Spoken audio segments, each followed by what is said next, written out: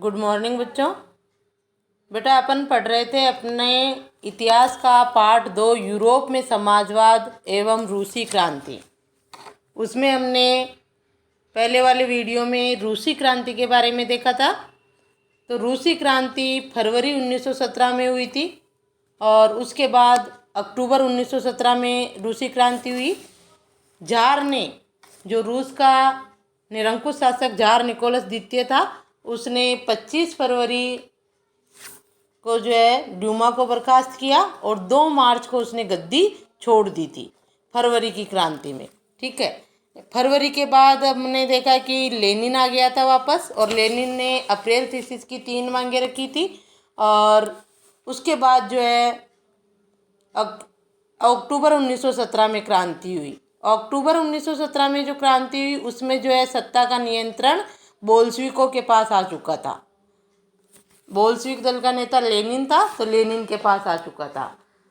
अब क्या होता है, देखो अक्टूबर के बाद क्या बदला ये भी हमने देखा कि बोल्शेविक पार्टी के पास जो सत्ता का नियंत्रण आ गया और लेनिन ने अपनी जो अप्रैल थीसिस में 3 मांगे रखी थी वो उसको पूरा करने लग गया। युद्ध तो खैर पहली मांग उसकी युद्ध समाप्त तो ये था, लेकिन युद्ध में भी रूस की भागीदारी थोड़ी कम होने लगी थी। युद्ध समाप्त हुआ नहीं था, 1918 में हुआ था युद्ध समाप्त। उसने बैंकों का राष्ट्रीयकरण कर दिया था और ज़मीन किसानों को दे दी थी। लेकिन हमने देखा कि अक्टूबर के बाद क्या होता है कि जब चुनाव हुए तो चुनाव में बोल्शेविक पार्टी को बहुमत नहीं मिला। 1917 में बोल्शेविकों ने संविधान सभा के लिए चुनाव कराए, लेकिन बोल्शेविक पार्टी को बहुमत नहीं मिला, यानी बोल्शेविकों की सरकार नहीं बनी। ऐसे में वहाँ गृह युद्ध छिड़ गया। फिर हमने देखा कि बोल्शेविक जिनको रेड्स कहा गया, सामाजिक क्रांतिकारी जिन्हें ग्रीन्स कहा गया, और कुछ लोग जो थे वो जार के समर्थक थे उनको वाइट्स कहा गया, और आपस में यही रूस में लड़ने लगे, यानी गृह युद्ध हो गया। गृह युद्ध में जो लोग थे ये तीनों ही कौन, रेड्स, ग्रीन्स और वाइट्स, यानी बोल्शेविक, सामाजिक क्रांतिकारी और जार के समर्थक। ये जो लोग थे इन्होंने ये जनवरी 1920 तक रूसी साम्राज्य के ज़्यादातर हिस्से पर, जब इन दिनों में लड़ाई हो रही थी ना गृह युद्ध में, तो 1920 तक रूसी साम्राज्य के ज़्यादातर हिस्सों पर बोल्शेविकों ने अपना नियंत्रण कायम कर लिया था। यानी रूस के अधिकांश भाग पर किसका नियंत्रण हो गया था? बोल्शेविकों का ही, क्योंकि पहले तो जन समर्थन नहीं मिला था बोल्शेविकों को, लेकिन बाद में लोगों ने इनकी प्रतिक्रिया को जाना और बोल्शेविकों को समर्थन दे दिया। यहाँ तक हमने देख लिया था। और अब हम देखेंगे आज के टॉपिक में हमारा टॉपिक रहेगा समाजवादी समाज का निर्माण। अपना टॉपिक ही वही है कि यूरोप में समाजवाद। तो लेनिन जो था समाजवाद ही लाना चाहता था, निजी संपत्ति के विरोधी थे बोल्शेविक और समाजवाद लाना चाहते थे।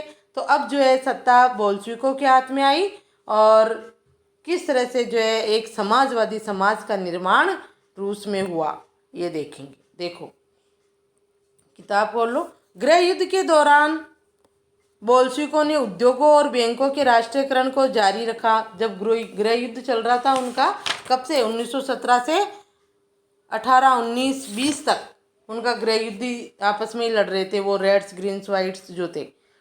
उसमें भी बोल्शेविकों ने उद्योगों और बैंकों का राष्ट्रीयकरण जारी रखा। राष्ट्रीयकरण का मतलब किसी निजी व्यक्ति का उस पर स्वामित्व न हो के सरकार का स्वामित्व हो, राष्ट्र के अंडर में हो उद्योग और बैंक, ये रखा बोल्शेविकों ने।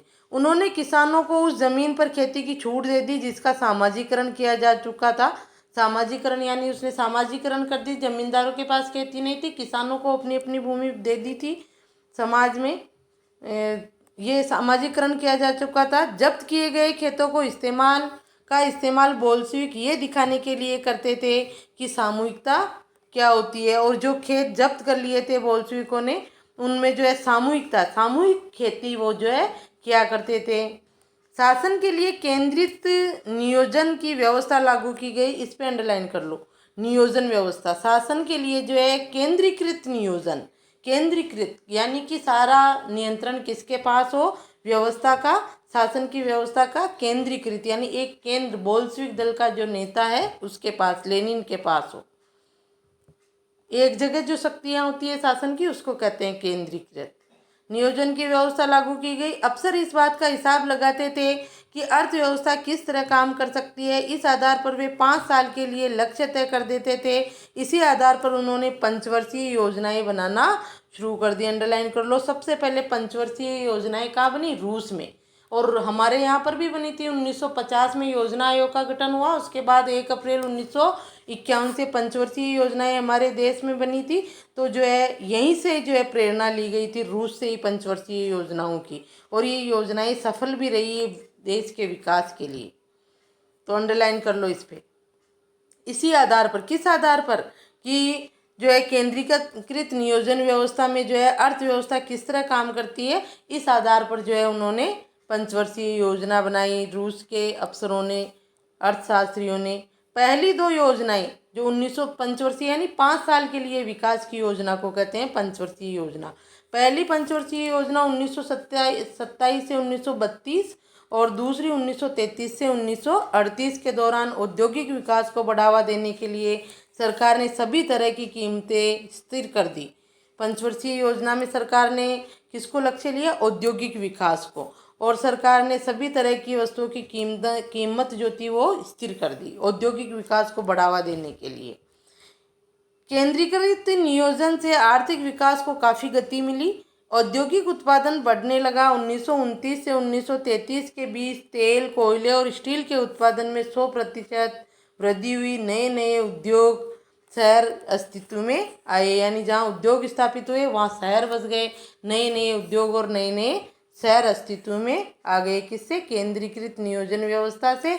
और केंद्रीकृत नियोजन व्यवस्था में क्या बनाई गई अफसरों द्वारा? पंचवर्षीय योजनाएं, 5 वर्ष की विकास योजनाएं बनाई गई, जिसमें उद्योगों के विकास को बढ़ावा दिया गया। नए नए उद्योग स्थापित हुए, लोगों को रोजगार मिलने लगा और लोग वहीं जो है शहर बसा कर रहने लगे, वहीं बस कर रहने लगे, जिससे औद्योगिकीकरण हुआ।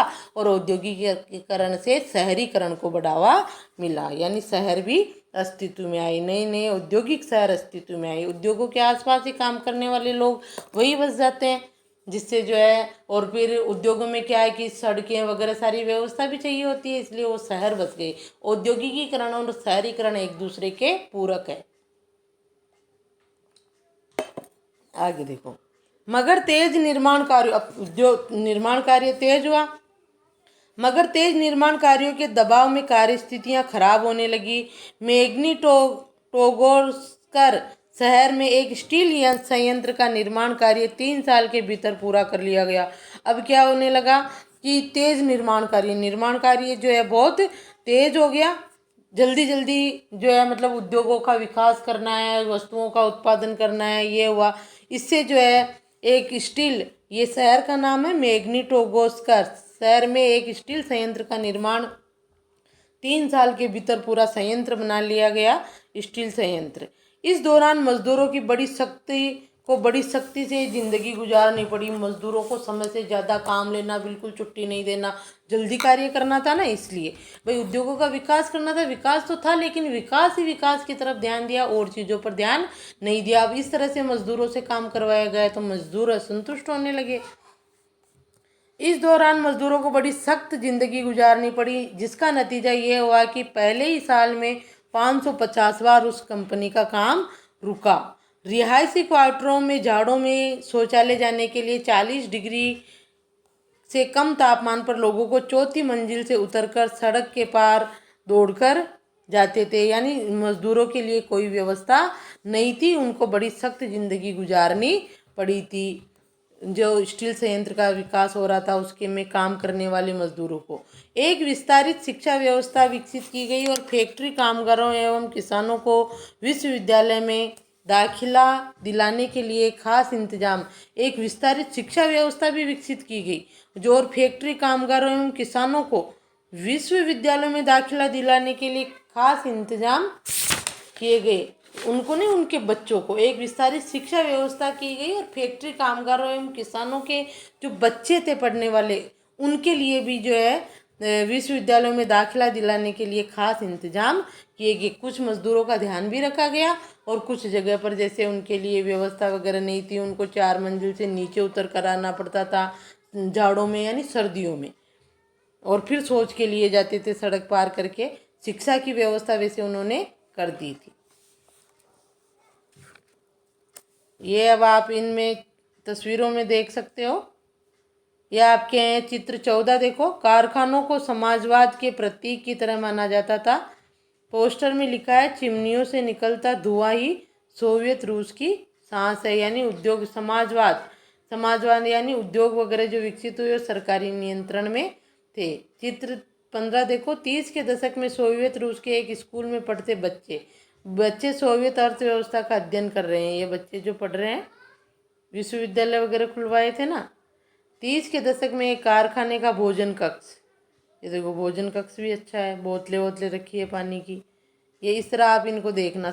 इसमें देखो, पहली पंचवर्षीय योजना के दौरान मैग्नी टोगार्स का एक बच्चा, ये बच्चा सोवियत रूस के लिए क्या काम कर रहा है।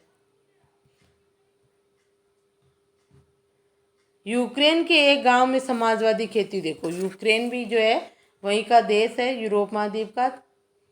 2 कब्जा किए गए खेतों को लेकर एक कम्यून बनाया गया। कम्यून में कुल 13 परिवार और 70 लोग रहते थे। कम्यून यानी समूह।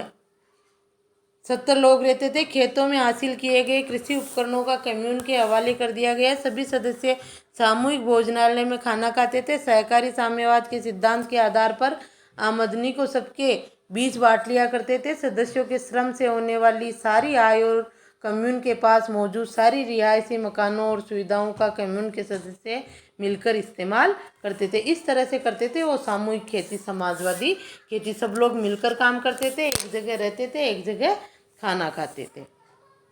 ठीक है, तो इसी को क्या कहते हैं, समाजवाद कहते हैं। समाजवाद का मतलब मैंने आपको पाठ की शुरुआत में ही बताया था कि जब उत्पादन और वितरण के साधनों पर जो है सामूहिक, किसी एक व्यक्ति का स्वामित्व न होकर सामूहिक स्वामित्व होता है या सरकार का स्वामित्व होता है, तो उसमें सबकी भागीदारी होती है, उसको कहते हैं समाजवाद।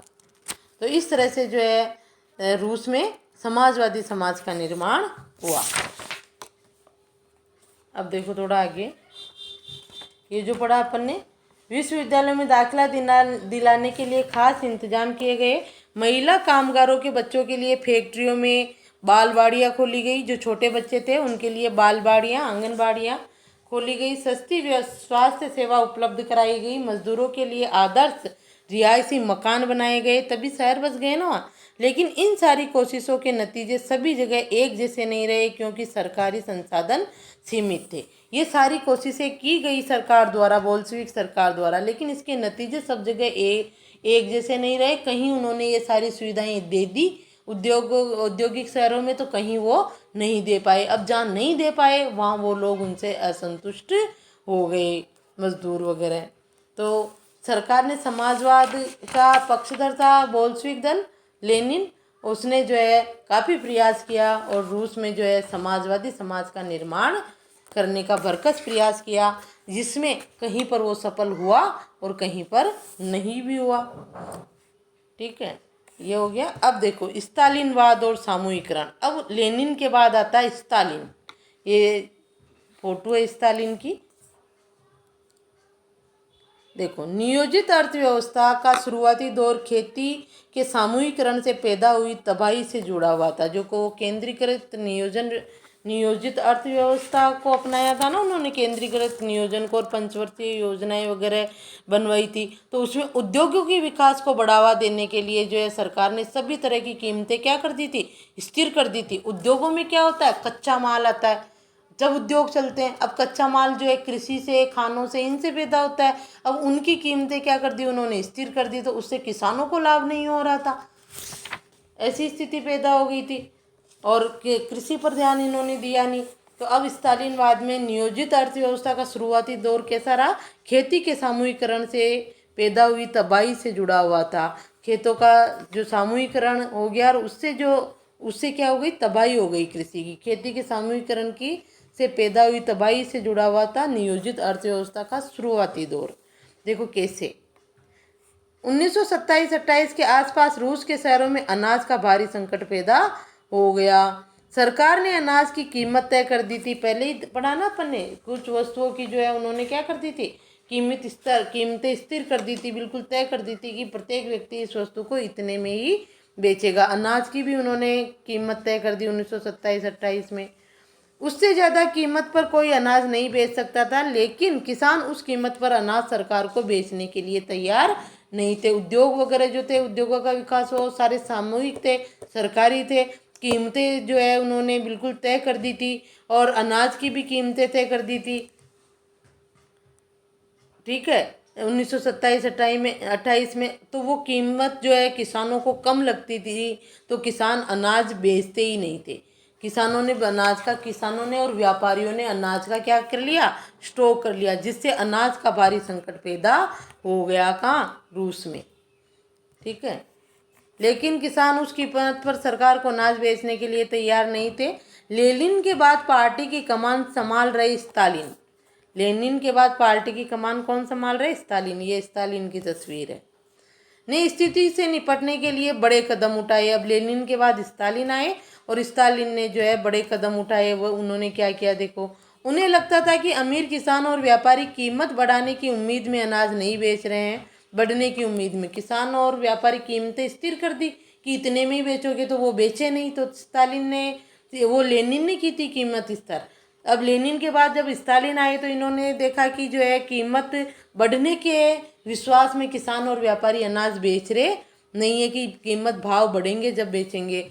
तब क्या किया, देखो, उन्होंने नहीं बेच रहे हैं। स्थिति पर काबू पाने के लिए सट्टेबाजी पर अंकुश लगाना और व्यापारियों के पास जमा अनाज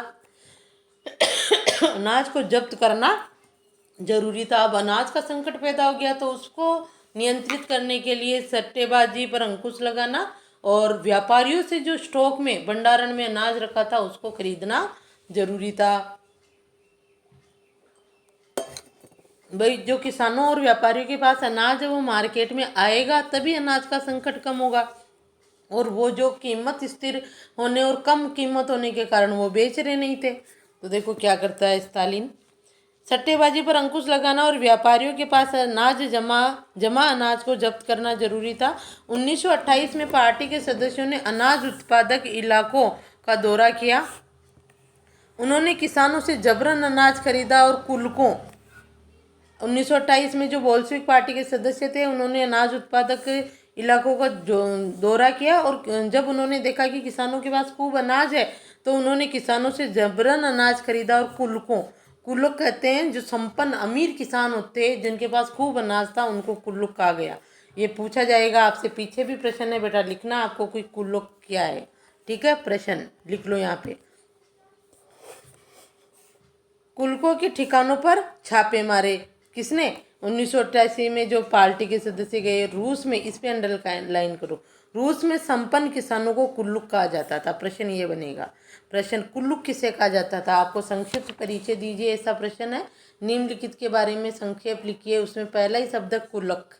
ठीक है, तो कुल्लक क्या कौन थे, रूस में संपन्न किसानों को कुल्लक कहा जाता था, जो जिन्होंने अनाज का स्टॉक कर रखा था और उनके अनाज का स्टॉक कर लेने, अमीर किसानों के अनाज का स्टॉक कर लेने से जो है रूस में अनाज का भारी संकट पैदा हो गया था। और उन्होंने स्टॉक क्यों कर रखा था, क्योंकि सरकार ने कीमत कम तय कर रखी थी।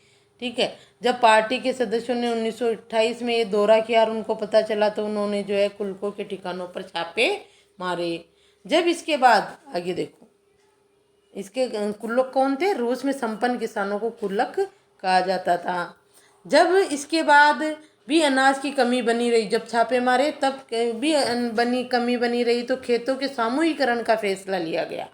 अब जो है उन्होंने कुल्लकों के पास, यानी अमीर किसानों के पास जब्त जो वो था भंडारण में, स्टॉक में अनाज, वो छापे मार के निकलवा लिया। फिर भी जो है रूस में अनाज की कमी थी, तो जो है स्टालिन ने खेतों के सामूहिकरण का फैसला लिया। सामूहिकरण का मतलब होता है कि लेनिन ने किसानों को बांट दी थी ना खेती, समाजवादी विचारधारा के अनुसार, तो खेतों के छोटे छोटे टुकड़े हो गए थे। किसानों के पास, जो किसान जिस भूमि पर काम करता था उसको वो भूमि दे दी, तो छोटे छोटे टुकड़े हो गए थे, छोटे छोटे खेत थे। तो स्टालिन ने माना कि ये छोटे छोटे खेतों में टुकड़े होते हैं, टुकड़े हो गए, किसान अपनी मनमर्जी की फसल उसमें बोता है, कोई क्या बो रहा है कोई क्या बो रहा है, इससे उत्पादन अच्छा नहीं होता है। तो इससे जो है स्टालिन ने खेतों के सामूहिकरण का फैसला लिया कि इन खेतों को जो है एक करके बड़ा जो है सामूहिकरण किया जाना चाहिए, विशाल खेत बनाए जाने चाहिए। तो देखो उससे क्या होता है, इस पे भी अंडरलाइन कर लो, अपना हेडिंग भी है ना, स्टालिनवाद और सामूहिकीकरण। सामूहिकीकरण यानी लेनिन द्वारा जो छोटे छोटे खेतों के टुकड़े करके किसानों को दे दिए थे, उनको जो है एक किया गया। अब आगे देखो, विशाल खेत बनाए गए, अंडरलाइन कर लिए, खेतों के सामूहिकीकरण का फैसला लिया गया। इस फैसले के पक्ष में एक तर्क दिया गया है कि अनाज की कमी इसलिए है क्योंकि खेत बहुत छोटे हैं। अब उसने खेतों के सामूहिकरण का फैसला लिया तो तर्क क्या दिया कि अनाज की कमी इसलिए है कि किसानों के पास छोटे छोटे खेत है, इसलिए कम उत्पादन होता है। 1917 के बाद जमीन किसानों को सौंप दी गई थी, सौंप दी ना लेनिन ने। फलस्वरूप ज़्यादातर किसानों के पास छोटे खेत थे जिनका आधुनिकीकरण नहीं किया जा सकता था। ये तर्क था उसका। सामूहिकरण क्यों किया उसने, इस पे कर लेना आप, ठीक है, इस पे अंडरलाइन करके कि स्टालिन ने सामूहिकरण का फैसला क्यों लिया, इसके लिए ये पूरा है कि उसका मानना था कि किसानों के पास छोटे छोटे खेत है, छोटे खेतों में जो है आधुनिक तरीके से खेती नहीं की जा सकती है। आधुनिक खेत विकसित करने और उन पर मशीनों की सहायता से औद्योगिक खेती करने के लिए कुलकों का सफाया करना, किसानों से जमीन छीनना और राज्य नियंत्रण यानी सरकारी नियंत्रण वाले विशालकाय खेत बनाना आवश्यक था। हाँ देखो, ठीक है, तो यहाँ से अंडरलाइन कर लो आप, खेतों का सामूहिकीकरण क्या है, सामूहिकीकरण और किसने किया, लेनिन ने। उसका फैसला उसने क्यों लिया कि उसका मानना ये था, सारा इसमें आएगा। और आधुनिक खेत विकसित करने और उन मशीनों की सहायता से औद्योगिक खेती करने के लिए कुलकों का सफाया करना। कुल्लुक, कुल्लुक क्या किसको कहा गया, इस कुल्लुकों का वही अमीर किसान, कि अमीर किसानों का सफाया करना, इनका सफाया करना जरूरी है कि किसी एक किसान की जो है खेत जमीन नहीं होनी चाहिए। किसानों से जमीन छीनना, भाई जिस किसान के पास ज़्यादा ज़मीन होती ना वही अमीर किसान था, उस समय संपन्न किसान था, तो उनका सफाया करो, सारी ज़मीन जो है सरकार के नियंत्रण में करो, ये मानना, सामूहिकीकरण करना, ठीक है। सफाया करना, किसानों से जमीन छीनना और राज्य नियंत्रित यानी सरकारी नियंत्रण वाले विशालकाय खेत बनाना जरूरी माना गया। किसके लिए, अनाज के संकट को समाप्त करने के लिए खेतों का सामूहिकीकरण है ये, कि सामूहिकीकरण के लिए क्या क्या किया जाए, कुलकों का सफाया किया जाए, छोटे छोटे खेतों का आधुनिकीकरण करके उनको विशाल खेत बनाए जाए, मशीनों से कार्य किया जाए, ठीक है। तो आप बेटा यहाँ से यहाँ तक अंडरलाइन कर लेना, जहाँ से खेतों के सामूहिकीकरण का, अनाज की कमी को दूर करने के लिए। और सामूहिकीकरण किसने किया, स्टालिन ने, ठीक है। अब इसके बाद आएगा आपके, इसके बाद स्टालिन का सामूहिकीकरण कार्यक्रम शुरू हुआ। 1929 से पार्टी ने सभी किसानों को सामूहिक खेतों यानी काल खोज, अंडरलाइन कर लो इस पे भी, काल खोज क्या है, सामूहिक खेतों को काल खोज कहा गया। सामूहिक खेतों यानी काल खोज में काम करने का आदेश जारी कर दिया। ये बेटा अपन अगले वीडियो में पढ़ देखेंगे, यहाँ तक ही देख लो, बड़ा हो जाएगा वीडियो, ठीक है। यहाँ से अगले वीडियो में आप यहाँ तक देख लेना, कुलक तक, सामूहिकरण तक, खेतों का सामूहिकीकरण, ठीक है, सामूहिकीकरण तक ये अगले वीडियो में।